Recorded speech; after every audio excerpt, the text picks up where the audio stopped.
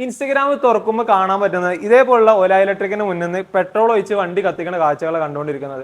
ഇത് ആക്ച്വലി ഇങ്ങനെ കത്തിക്കേണ്ട ഒരു ഇഷ്യൂ നിലവിൽ ഇപ്പൊ ഉണ്ടോ? സാധാരണ മനുഷ്യന് ഒരു ഇലക്ട്രിക് വണ്ടി എടുക്കാനുള്ള മെയിൻ റീസൺ എന്ന് പറഞ്ഞാൽ ഓരോ ദിവസവും കൂടി വരുന്ന പെട്രോളിന്റെ പ്രൈസ് കാരണമാണ്. നിലവിലെ ഒരു ഓല ഇലക്ട്രിക് കസ്റ്റമർ സിറ്റുവേഷൻ നോക്കുകയാണെന്നുണ്ടെങ്കിൽ വളരെ ദയനീയമായിട്ടുള്ള അവസ്ഥയിലൂടെയാണ് ആൾ കടന്നുകൊണ്ടിരിക്കുന്നത്. ഇതിനൊക്കെ ഒരു സൊല്യൂഷൻ കണ്ടാണ് ഞാനിപ്പോ നിങ്ങളുടെ മുന്നിൽ എത്തിയിട്ടുള്ളത്.